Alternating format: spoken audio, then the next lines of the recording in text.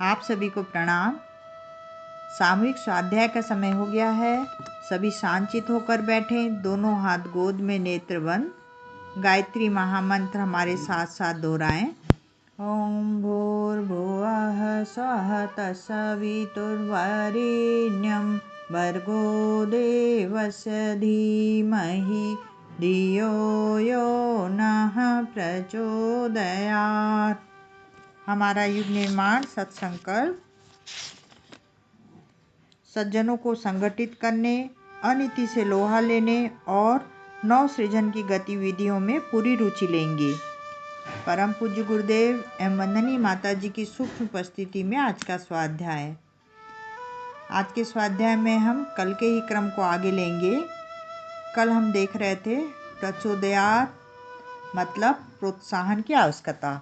उसी के आगे का क्रम है की धारणा कर्म है और बुद्धि की सात्विकता अभिष्ट प्राप्त क्रिया प्रणाली एवं उपासना है। वेदों की समस्त ऋचाएं इस तत्व को सविस्तार प्रकट करने के लिए प्रकट हुई हैं। वेदों में ज्ञान, कर्म और उपासना यह तीनों विषय हैं। गायत्री के बीच में भी उन्हीं तीनों का वर्णन व्यावहारिक, संक्षिप्त एवं सर्वांगपूर्ण है। इस तथ्य को, इस बीज को सच्चे हृदय से निष्ठा और श्रद्धा के साथ अंतःकरण में गहरा उतारने का प्रयत्न करना ही गायत्री की उपासना है। इस उपासना से साधक का सब प्रकार कल्याण ही कल्याण है। परमात्मा की प्रार्थना का सर्वोत्तम मंत्र गायत्री है। उसमें ईश्वर से वह वस्तु मांगी गई है जो इस संसार में, इस जीवन में सर्वोपरि महत्व की है। बुद्धि की सन्मार्ग की ओर प्रगति, यह इतना बड़ा लाभ है कि इसे प्राप्त करना ईश्वर की कृपा का प्रत्यक्ष चिन्ह माना जा सकता है। इस मंत्र के ऋषियों ने हमारा ध्यान इस ओर आकर्षित किया है कि सबसे बड़ा लाभ हमें किसी की प्राप्ति से मानना चाहिए। गायत्री की प्रतिष्ठा का अर्थ सद्बुद्धि की प्रतिष्ठा है। गायत्री का मार्ग अपनी बुद्धि का शुद्ध करना, उसमें से दूषित दृष्टि को हटाकर दूरदर्शितापूर्ण दृष्टिकोण की स्थापना करना है। इस लक्ष्य को प्राप्त करने के लिए परमात्मा की सहायता के निमित्त इस मंत्र में प्रार्थना की गई है। गायत्री में परमात्मा को जिन गुणों के साथ संबोधित किया गया है, वे गुण मनुष्य जीवन के लिए अत्यंत आवश्यक हैं। सविता, वरेण्य, भर्ग, देव, इन चार शब्दों में तेजस्वी, प्रतिभावान, शक्तिशाली, श्रेष्ठ, संयमी, सेवाभावी बनने की शिक्षा है। परमात्मा इन गुणों वाला है। यही गुण गायत्री उपासक में आवे, इसलिए उनकी ओर इस मंत्र में संकेत किया गया है। बार बार इन विशेषणों के साथ बार बार परमात्मा को स्मरण करने से बार बार इन गुणों की छाया मन पर पड़ती है और एक वैसा ही संस्कार मन पर जमता है। इस प्रकार गायत्री उपासक श्रेष्ठताओं को अपनाने के लिए प्रस्तुत एवं अग्रसर होता है। यह तो गायत्री का स्थूल अर्थ है। सूक्ष्म रूप से देखा जाए तो इन 24 अक्षरों में इतने सारगर्भित रहस्य छिपे हुए हैं कि उनके उद्घाटन से संसार की समस्त विद्याएं, कलाएं, शक्तियां एवं संपदाएं करतलगत हो सकती है। अब इसके बाद दूसरा चैप्टर है गायत्री की 24 शक्तियां। गायत्री भारतीय धर्म दर्शन की आत्मा है। उसे परम प्रेरक गुरुमंत्र कहा गया है। गुरु शिक्षा भी देते हैं और सामर्थ्य भी। गायत्री में सद्गान की, ब्रह्म चेतना और सत्प्रयोजन पूरा कर सकने की प्रचंड शक्ति भरी पड़ी है, इसलिए उसे ब्रह्म वर्चस्व भी कहते हैं। गायत्री का उपास्य सूर्य सविता है। सविता का तेजस सहस्त्रांशु कहलाता है। उसके 7 रंग के 7 अश्व हैं और सहस्त्र किरणें, सहस्त्र शस्त्र गायत्री की सहस्त्र शक्तियां हैं। इनका उल्लेख संकेत उनके सहस्त्र नामों में वर्णित है। गायत्री सहस्त्र नाम प्रख्यात है। इसमें अष्टोत्तर शत अधिक प्रचलित है। इसमें भी 24 की प्रमुखता है। विश्वामित्र तंत्र में इन 24 प्रमुख नामों का उल्लेख है। इन शक्तियों में से 12 दक्षिण पक्षी है और 12 वाम पक्षी है। दक्षिण पक्ष को आगम और वाम पक्ष को निगम कहते हैं।